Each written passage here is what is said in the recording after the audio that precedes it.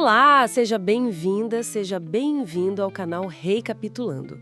Hoje a nossa análise mergulha no livro de Gênesis, capítulo 26. Para começar, o cenário é um pouco tenso. Uma fome na terra, bem parecida com a que rolou lá nos tempos de Abraão, sabe?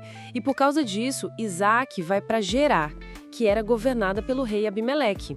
É bom lembrar que Abimeleque talvez fosse um título, né? Não obrigatoriamente a mesma pessoa que o Abraão conheceu. E nesse contexto, Deus aparece a Isaac. E a orientação é direta. Olha, não desce para o Egito não. Fica aqui, nessa terra. E aí Deus aproveita para reforçar aquela aliança feita com o Abraão, né? Promete muitos descendentes, a posse da terra e que por meio dele todas as nações seriam abençoadas. E cita a obediência de Abraão como, assim, a base disso tudo. Exatamente. E essa ideia de peregrinar na terra que Deus fala para ele é fundamental. A palavra no original sugere isso mesmo. Viver como estrangeiro residente. Alguém que está ali, sob a proteção divina, mas ainda esperando a promessa se concretizar totalmente, né? E essa menção de Abraão ter guardado preceitos e leis antes do Sinai, isso é fascinante, realmente. Algumas fontes até sugerem que existia, sim, um conhecimento da vontade de Deus passado de geração para geração. Pois é, mas aí a gente vê o lado humano de Isaac, né? Ele falha, assim como o pai dele, Abraão.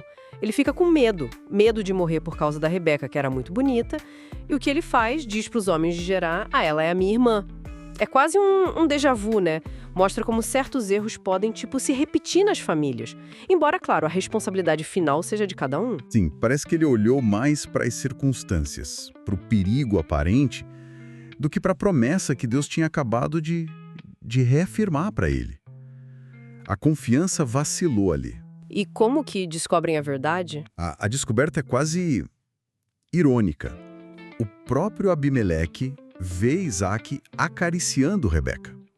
E a palavra hebraica usada aí, Metsaek, tem a mesma raiz do nome de Isaac, Yitzhak, que significa riso ou ele ri. É um jogo de palavras que, entrega tudo. Aí Abimeleque o repreende. E é uma bronca séria. Não só pela mentira, mas pelo risco que Isaac trouxe para o povo dele. Ele usa termos que indicam quase uma profanação, um risco de culpa coletiva. Nossa, quer dizer, Abimeleque reconheceu que tinha algo especial ali com Isaac e Rebeca. Exato. E por isso manda proteger o casal. E o mais curioso é que, mesmo depois desse tropeço, a bênção de Deus na vida de Isaac, ela explode. O texto diz que ele semeou naquele ano e colheu 100 por 1. Isso em ano de fome. É uma prosperidade fora do comum, né? Claramente um sinal do favor divino. Ele fica muito rico, acumula rebanhos, bens, servos, vira um homem poderoso ali na região. Só que essa prosperidade toda acaba gerando o quê? Inveja. Os filisteus locais começam a ficar incomodados. E como eles reagem? Bom, a inveja vira hostilidade mesmo. Eles passam a entulhar os poços que os servos de Abraão tinham cavado tempos atrás. Isso era um ato de desrespeito a acordos passados, sabe? Uma forma de tentar expulsá-lo dali. A tensão aumenta. Aumenta tanto que o próprio Abimeleque pede para Isaac se afastar. Ele fala, você ficou poderoso demais para nós. E a reação de Isaac é notável, né? Ele não briga. Ele cede pacificamente, se retira para o vale de Gerar. Lá ele começa a reabrir os poços antigos do pai. Mas a confusão continua.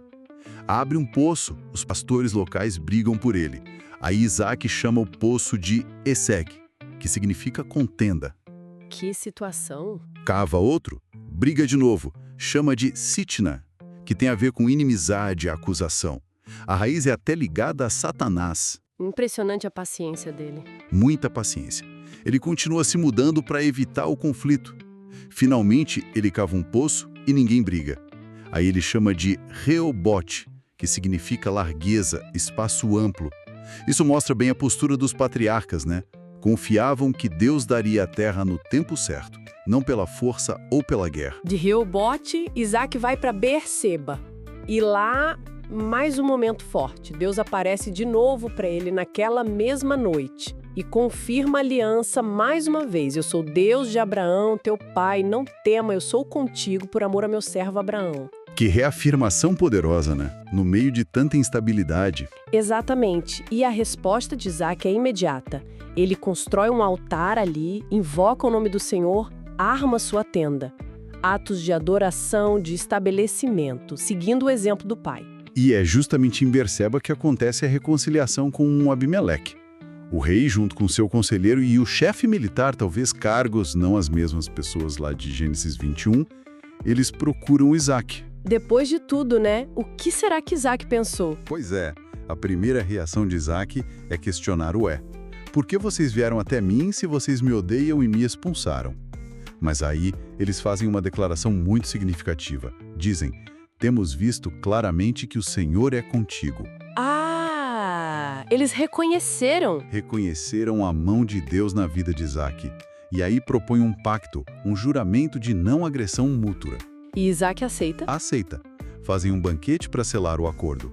E olha que interessante, no mesmo dia, os servos de Isaac acham água num poço novo que cavaram ali. E Isaac chama esse poço de Seba, que significa juramento. Isso reforça o nome do lugar todo, Berseba, o poço do juramento. Tudo conectado. Que reviravolta! Mas o capítulo não termina só com festa, né?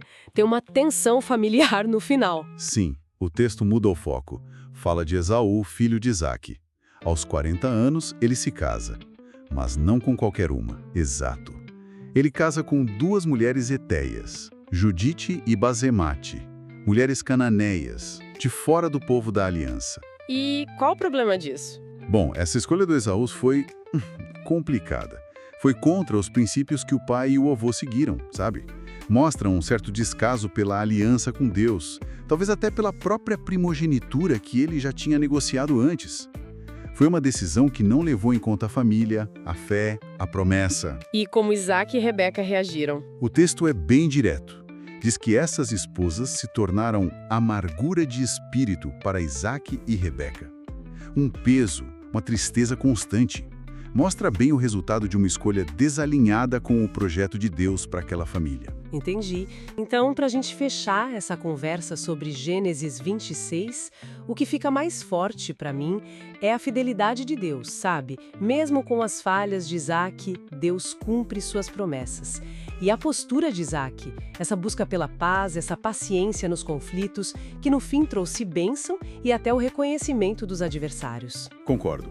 E é interessante contrastar isso com as escolhas do Esaú, no final, que trouxeram amargura, né? Sim. E fica uma reflexão, talvez. A forma como a atitude pacífica de Isaac, abrindo mão dos poços, levou justamente os inimigos a reconhecerem que Deus estava com ele.